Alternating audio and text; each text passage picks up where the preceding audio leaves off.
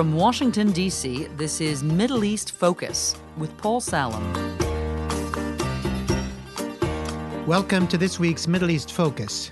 The big news in recent days has been President Trump's very contentious decision to recognize Jerusalem as Israel's capital.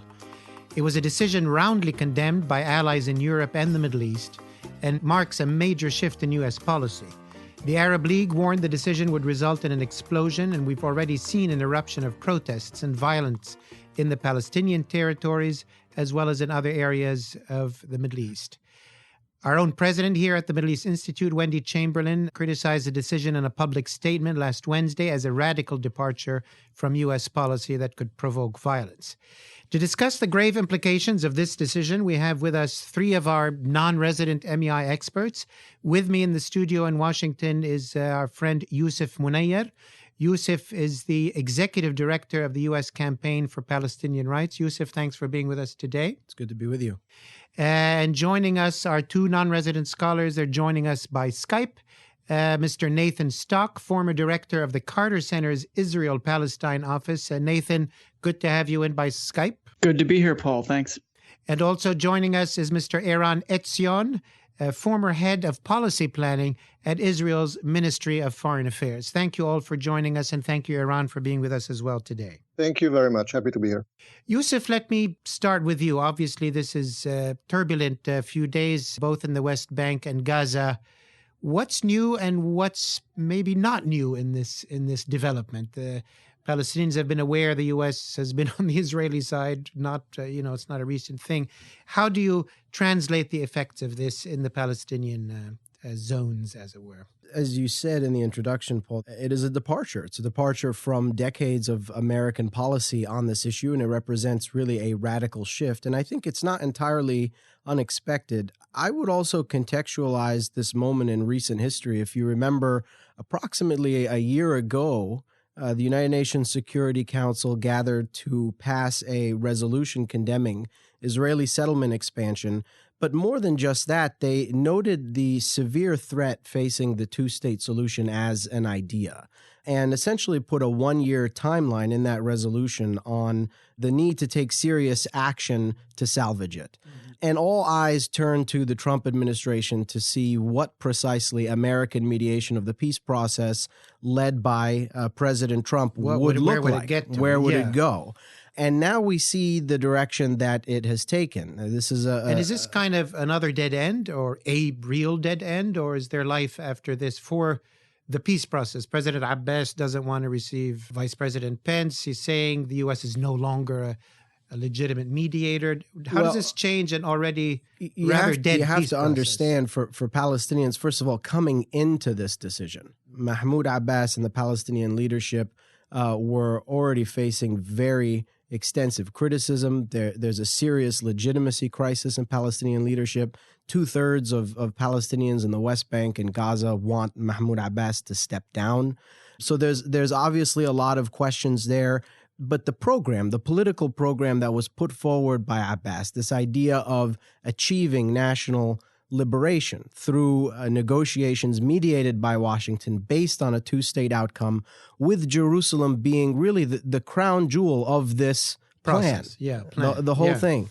All of that goes out the window now. And Abbas has to be able to turn back to his people and provide an answer for where we go from here. Well, let me get back to you on that, but let me bring in some other voices. Eran, how is this going down among, let's say, wiser heads in Israel or whatnot? Obviously the prime minister welcomed it.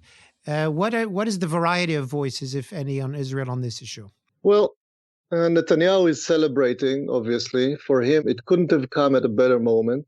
He was in a pretty dire situation because of his criminal investigations, and this was really a salvation rope thrown at him, probably by design on both sides, from Netanyahu and from Trump. So it was very warmly received by Netanyahu, the government, and practically the entire political spectrum, with perhaps one or two exceptions at the far left. The so-called Arab party in the parliament, in the Knesset, and Meretz, the left-leaning liberal party, if you want. All the others, including Labor, and including the centrists who are Yair Lapid, who's a contender for prime minister, all welcomed it as a welcome step, united Jerusalem, and so on and so forth. When you say wiser heads, not sure exactly I who was you're grasping referring at to, straws there, but yes. but there are those in Israel that are showing some concern, but I would say they're in the minority. Well, let me ask you, Eran. I mean, you said like the Labour Party and others.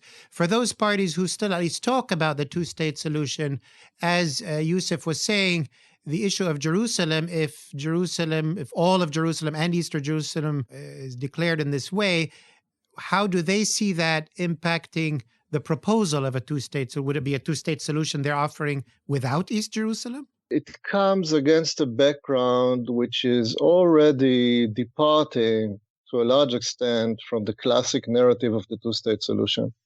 It was already very much present in the last elections, and I predict come the next elections, whenever there will be, you will not see a very strong voice for the two-state solution in any major party. You will still see it in the far left, but you will not see it in any major party. Gabay, the new leader of Labor, is already distancing himself from the classic Labor positions on two-state solution.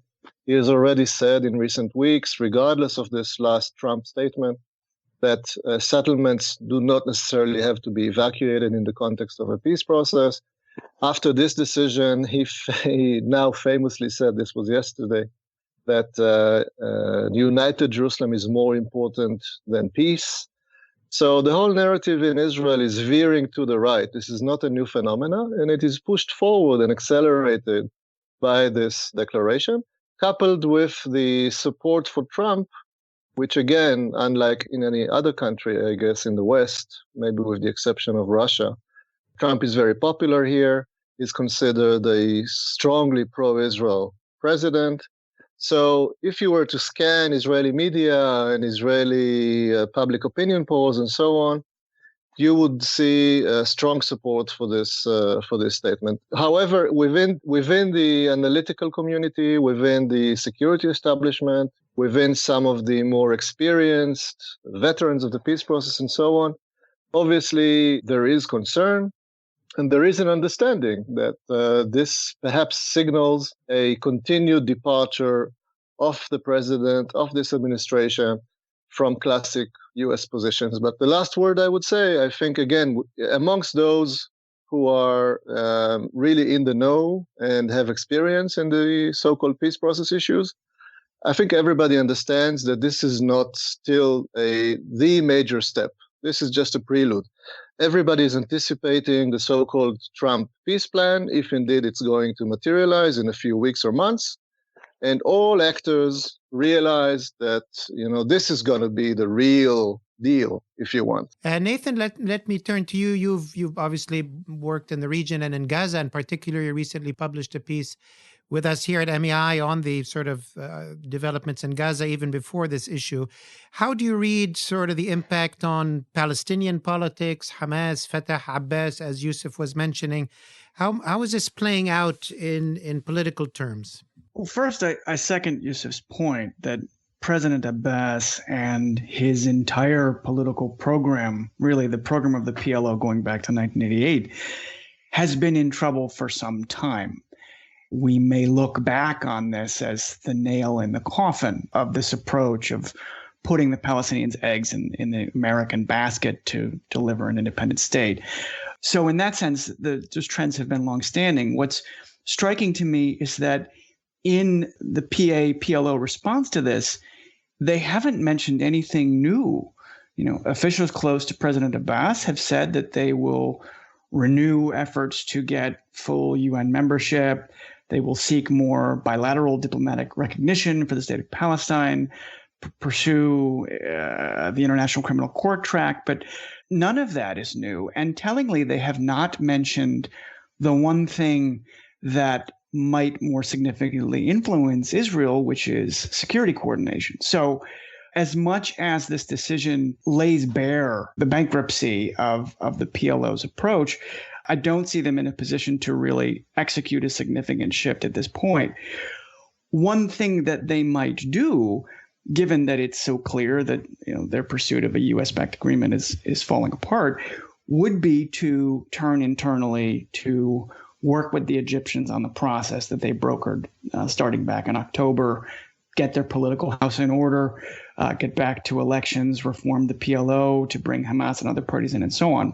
But to be honest, I'm fairly pessimistic about that as well, because on a number of key issues, Hamas and Fatah remain seriously divided. And I think unless the Egyptians and other Arab allies can really push the Palestinian parties to take steps that they're resistant to and pressure them, I think even internal political reform will be quite difficult. Isn't this also maybe an opportunity for Hamas, like I've seen it has been for Hezbollah, to use this issue to go back to a more sort of confrontational, get more sort of support to ride the issue? Is Hamas partly doing that as well? There's a couple things I would add to what Nathan just told us. I think one of the things we did hear from Mahmoud Abbas in his response to Donald Trump was this notion of calling for a convening of the Palestinian National Council to bring together all different factions that would include Hamas and Jihad and the left-wing factions and the nationalist factions and so on,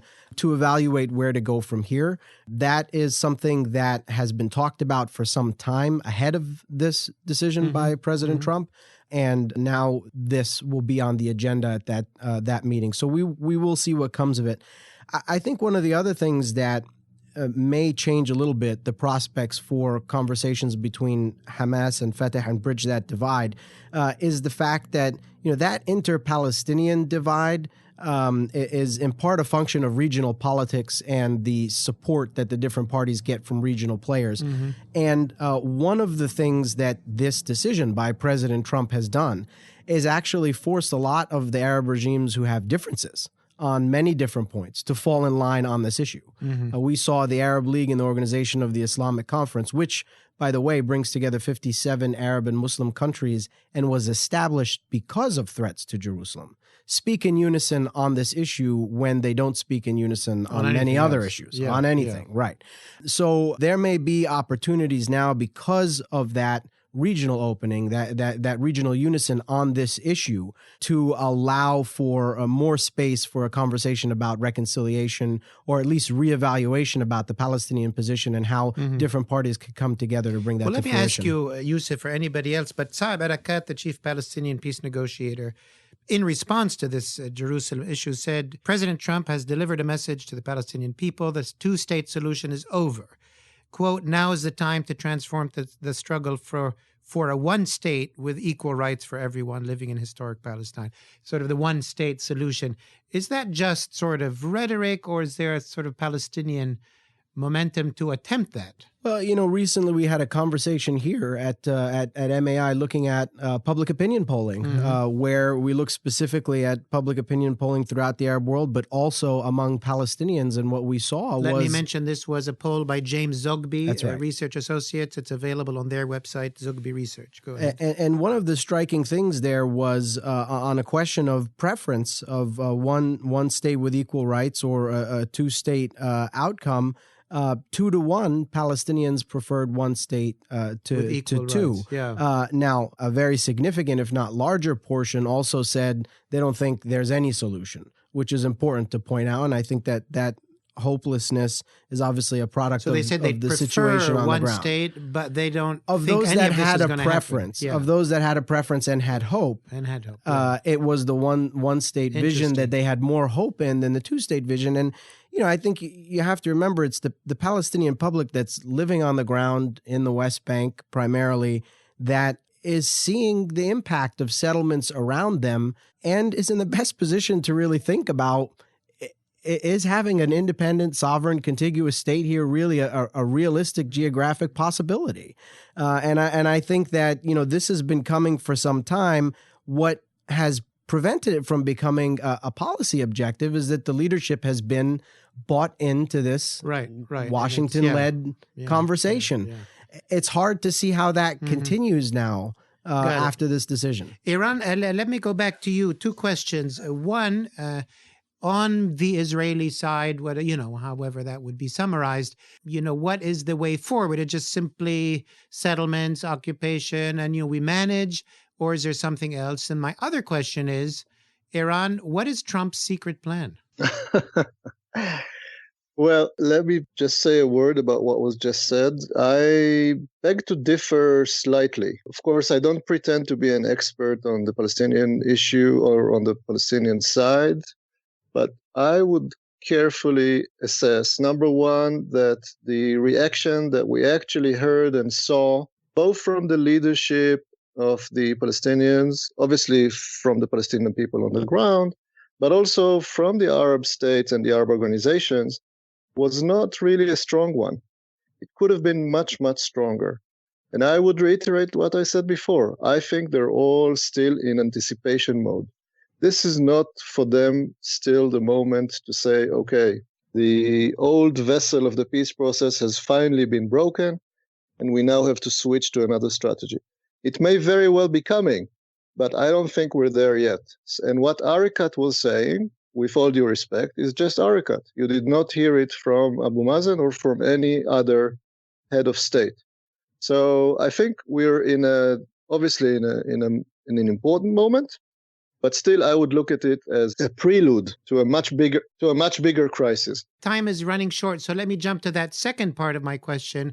Maybe you don't know what the secret plan is, but what might you expect? What's feasible? And what have maybe my other guests, Yousef and Nathan, what is your guess? What have you heard? A sentence on your first question, nevertheless, I would say next for Israel is early elections due to Netanyahu's investigations. And he might use the Trump plan to do that, but we don't have time to develop that. As in terms of what is the Trump plan, obviously I don't know. The rumors and what everybody here is talking about is a regional approach, coordinated with the Saudis and with the Egyptians, Jordanians, and obviously with the Israelis. To what extent is it designed to circumvent the Palestinians or to involve the Palestinians in kind of a Madrid II formula where you have a regional track and a bilateral track? I don't know. There's also some rumor of perhaps reciprocating the recognition of Jerusalem as the state of Israel with a recognition of a provisional Palestinian state or a state with provisional borders. But these are all rumors. Obviously, I cannot corroborate it. Nathan and Yousef, I'll go to you, Nathan, first. Final comments, any thoughts on what might be coming next? I hope that President Abbas leverages this disaster for him to convene a representative meeting of the PNC, the parliament of the PLO, in a way that reconstitutes the body as a forum for real national decision-making and consensus building. If he does that, then you could imagine space for a much more serious intra-Palestinian conversation about where they go next. And perhaps one state is the answer to that question. But without that kind of institutional reform and a willingness to engage a wide spectrum of Palestinian decision makers in the conversation, I'm fairly pessimistic that anything good will come out of this. Thank you, Nathan. Yousef, the last word is yours. I think one of the other very important changes with the Trump administration is the language around the two-state solution and how much it has changed.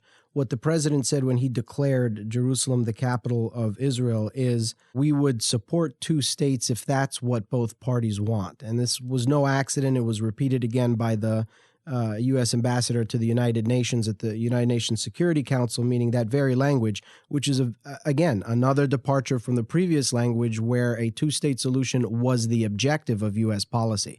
Now that's not the case anymore. What this essentially does is it's the Americans telling the Israelis they have a veto over the idea of Palestinian national self-determination. And if a Trump peace plan is built on that principle, it's hard to see how it is anything that can lead the Palestinians to say yes. Thank you, Yousef. I want to thank all my guests. We're out of time, unfortunately. I want to thank Nathan Stock, Eran Etzion, and Yousef Munayyer for being with us today. That concludes another episode of Middle East Focus. Please join the conversation if you wish on our Facebook page. That's facebook.com/Middle East Institute. And we'll see you next week for our final episode of the year, looking in review to the major trends and events in the Middle East in 2017. Thank you for listening. This has been a presentation of the Middle East Institute. To support MEI's programs and podcasts, please donate at www.mei.edu. Thank you for your support.